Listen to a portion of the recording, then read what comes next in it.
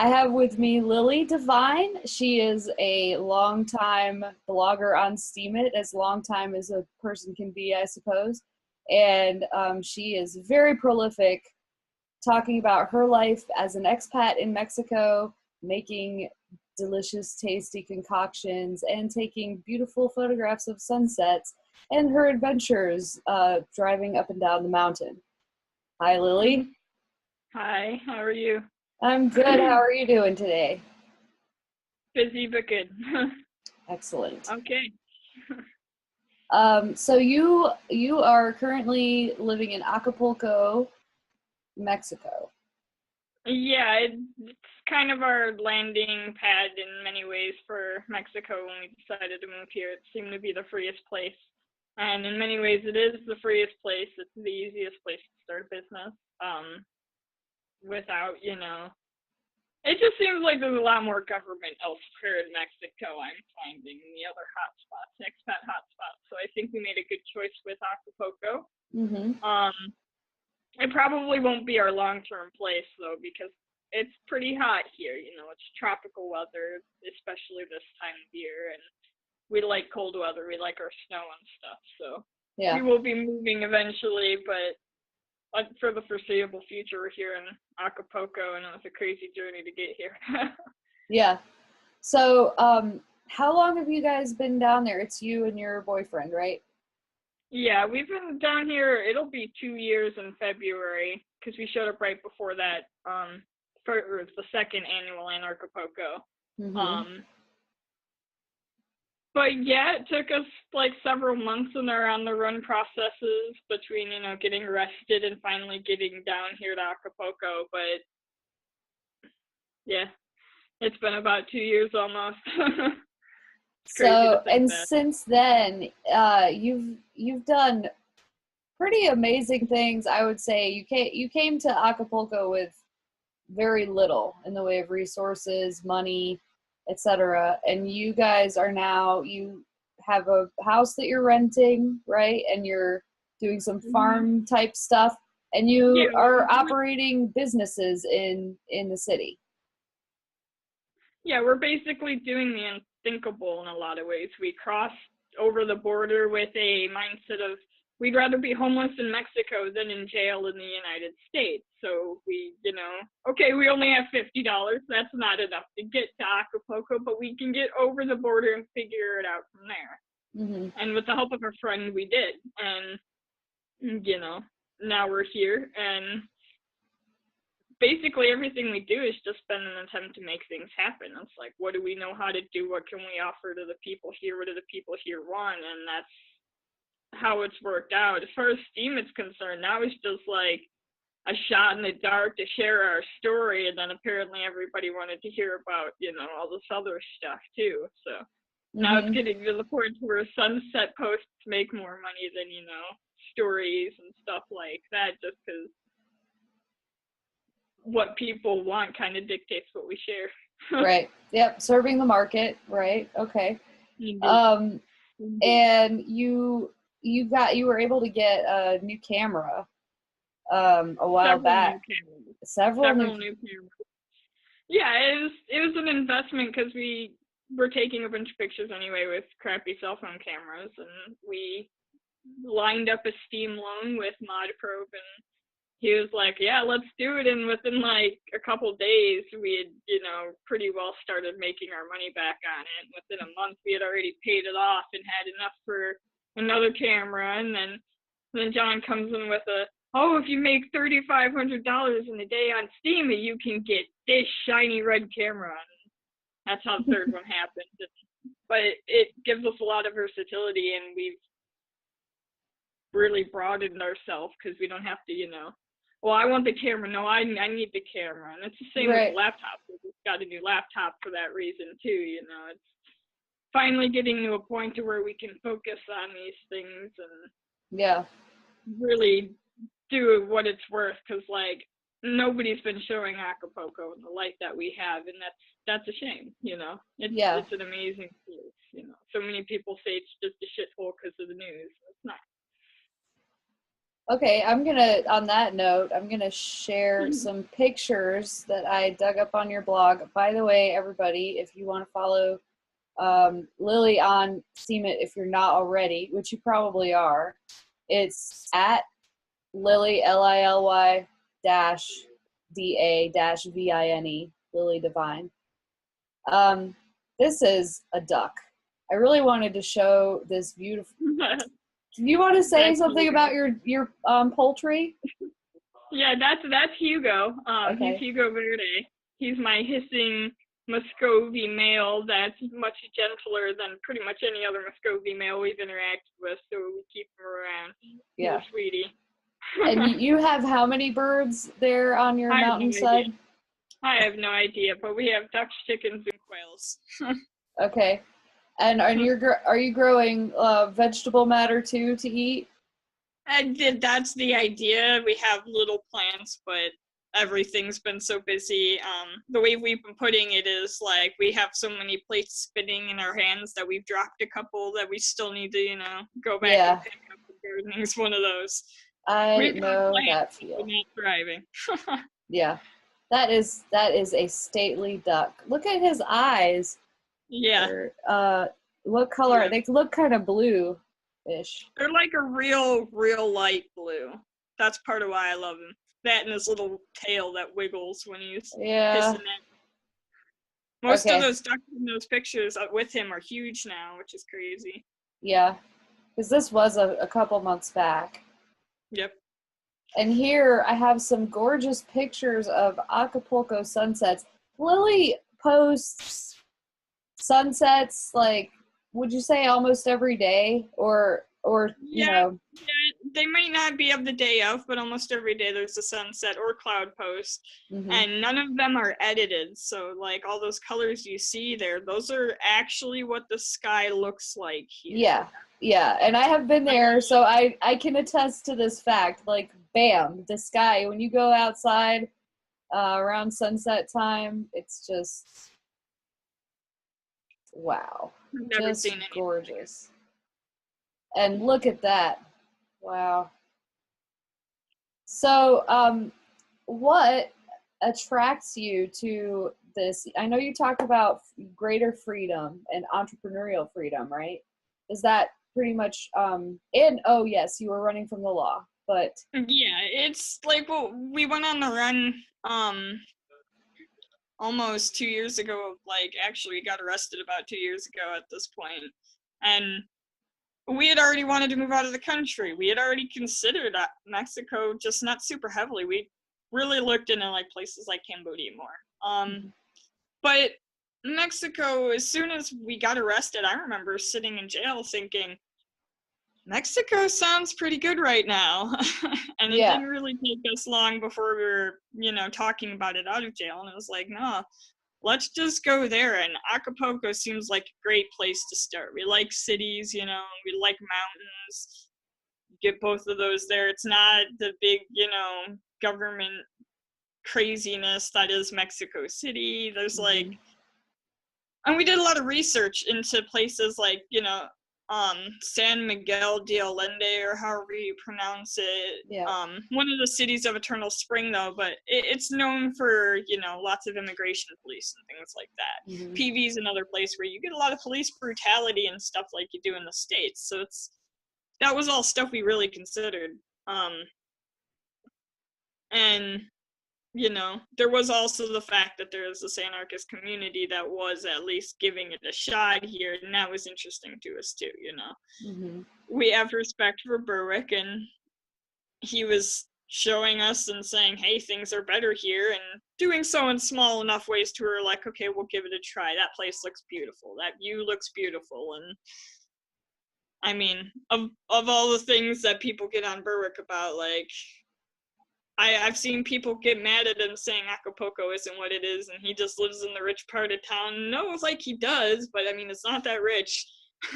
And I mean, it's just like, it's great all over. And like, that was his point, with saying he didn't know where our neighborhood was. It's like, there are little pockets like this all over Acapulco, and you can find what you want for everybody if you're willing to look for it. How And long did it that, take you guys to find your place? honestly, we were eyeing the top of the mountain from when we got into the city. We lived down in the bay in like an apartment. Eventually we decided we had 2 dogs, we needed a house. We had literally like half of our apartment was a garden because we decided as soon as we were getting to Acapulco, we were starting a garden whether or not we had the place to do it. Wow, yeah. And they were like, okay, let's drive up the mountain. And I'm pretty sure within 3 months of living here, we were in this house, and we've been here since. And we'll be here for the foreseeable future, and hopefully eventually they'll let us buy it. But Yeah. it's one of those things where the lady built this dream house to die in. Yeah. And, me buying it interferes with that. Oh, yeah. Well, maybe there's a market for that. I don't know. Yeah. That might have been There definitely is. I might need to cut that out of the video. That might have been too callous. Anyway, moving on. So you are also doing like all of these cool homesteading type activities like fermentation. You seem to be really into fermentation, and you also blow glass, right? Yeah. Okay, so how first I want to know about the blowing glass. How did you get the equipment to blow glass in? Did you bring it with you, or did you get it once you were already there? Part of it was like, realistically, most of it, say for what we've bought locally, like glass and, because there's a Mexican borosilicate manufacturer. But in terms of like the equipment, the torch, the tools, most of that was smuggled in, like through friends. Yeah. Friends that are like, we want to see this happen and we're going to bring it there. And right. Between that's what we have so far. Yeah, there's really not like jack shit for this industry in Mexico right now, other than little, tinkerers here and there. Obviously, they have a market enough to produce the glass, but not so much to where they have the tools and stuff available. Mm-hmm. A lot of people, I figure, are using like metal torches and stuff, the ones that actually are blowing borosilicate here that aren't foreign. Right. And so is that something that you mentioned earlier, you might like to move on to someplace else eventually? Is that something you would take with you?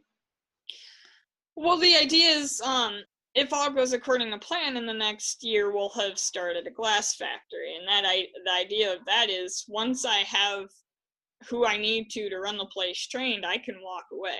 And at that point, I can go literally wherever I want. I have my glass blowing, cash cow, essentially. But there's a lot of really good aspects. People think of the factory life and they're like, oh man, she's going to start running a glass blowing sweatshop. That's not quite the case. Yeah.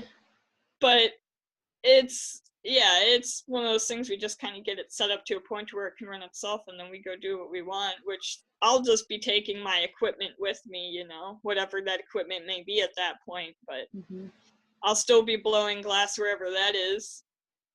I'm not sure where that is though yet. Yeah, but you just started blowing glass fairly. I mean, you haven't been doing it that long, right?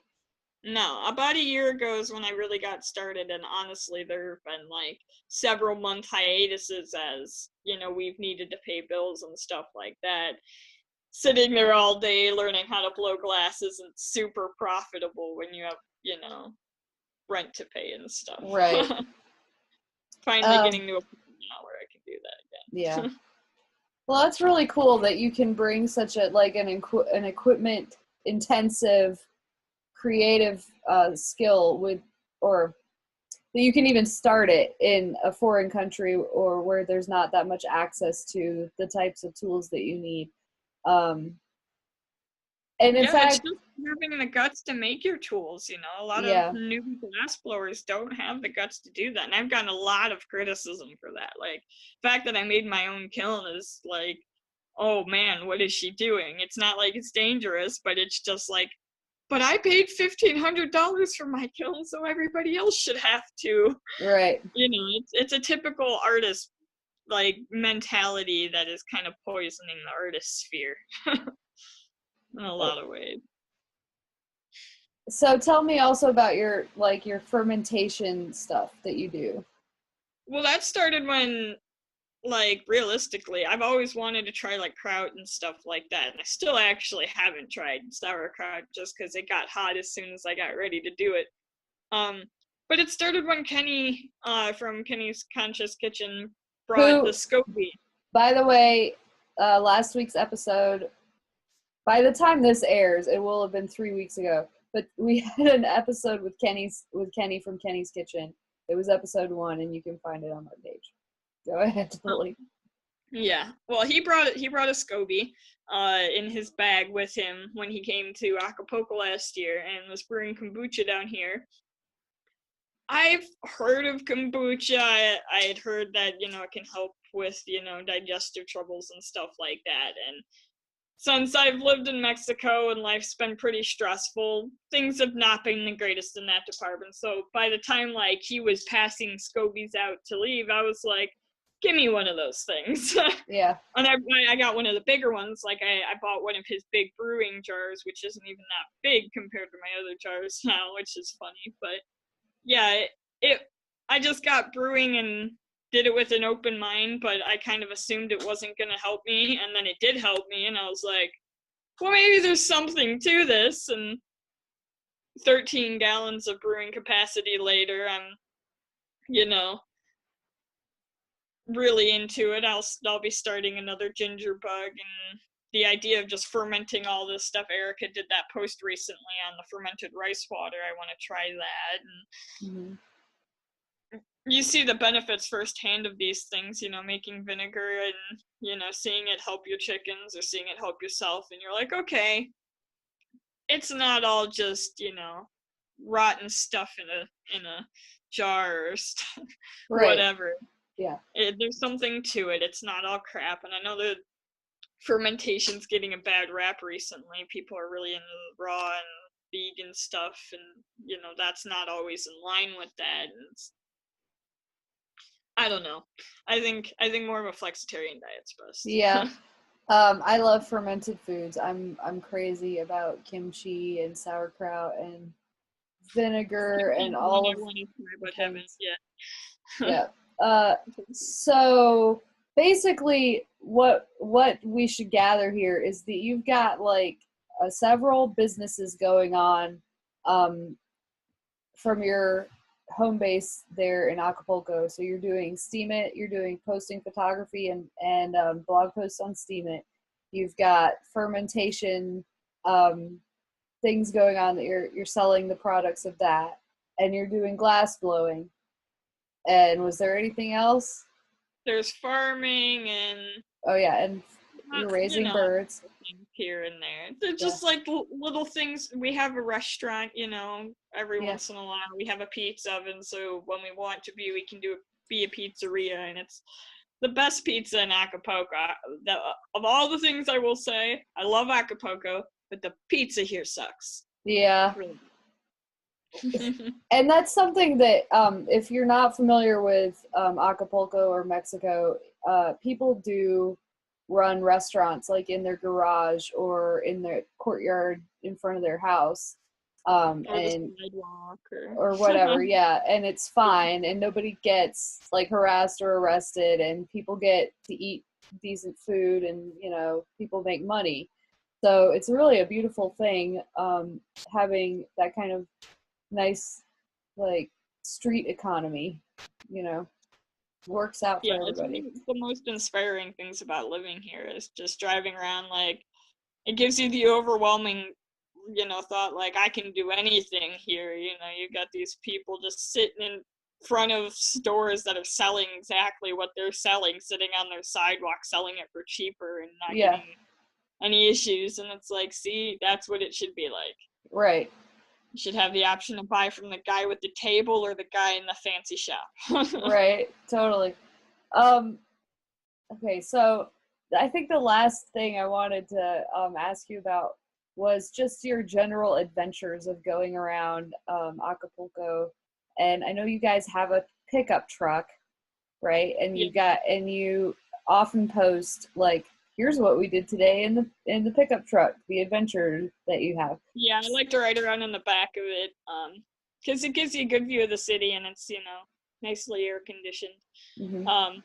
But we have a motorcycle too at this point. Like, we got that literally, I'm pretty sure the day that Mod Pro got in his accident, because he got his right before he got his accident, and we got ours that day.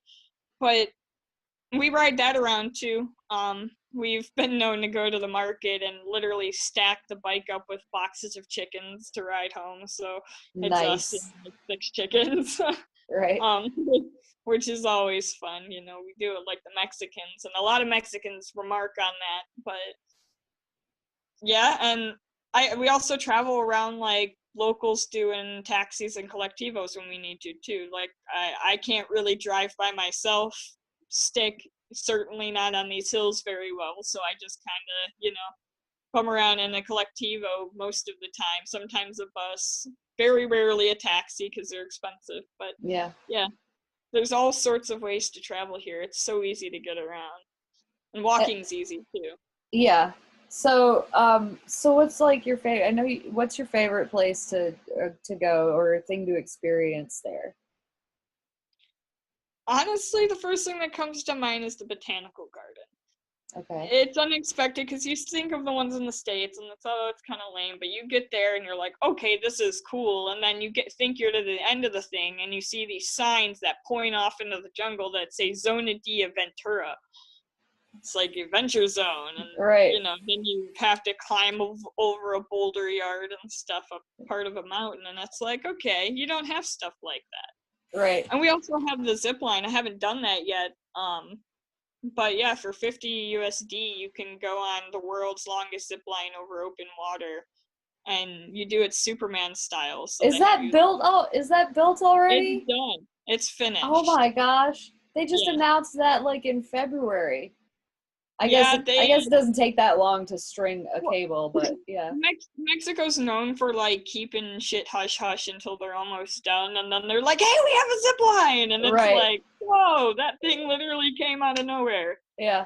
They do That's it fast, awesome. but they also keep it under wraps a lot of the time. It seems like that's what they did. You know, they had the signs, but nobody knew what ecstasy was supposed to be and stuff. And Right. now we're like, oh, it makes sense. That's cool.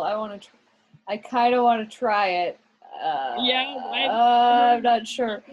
good people, you know, good things from the people that have done it. It's just price that keeps us deterred, you know. Yeah. For us, it's 1,000 pesos to throw it. That's a lot, but for somebody in the U.S., that's like, you know, totally Yeah. reasonable.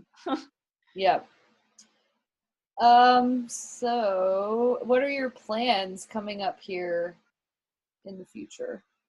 Well, we're forking the Acapulco conference, so that basically is, I'll be putting an update on Steemit. It's almost finished. It's one of those hard things to write because there's a lot of confusion about what it even is. A lot of people refer to it as an extension and a parallel, and it's not quite that. The idea of a fork is to do something different, and that's, you know, the goal here. Mm-hmm.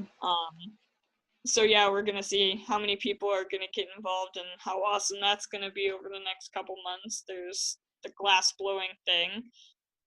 Hopefully we'll get our shit together with the farming and be able to provide organic food to both the community here and Acapulco in general, because there's a Mm-hmm. shortage of a lot of things like that.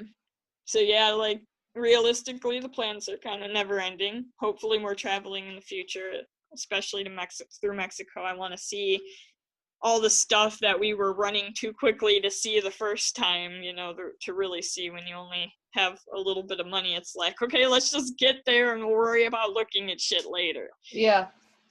And you miss a lot of good stuff. Like, Mexico's a beautiful place, and I recommend that anybody that have the time and inclination to travel through Mexico. Do you recommend traveling by road through the country?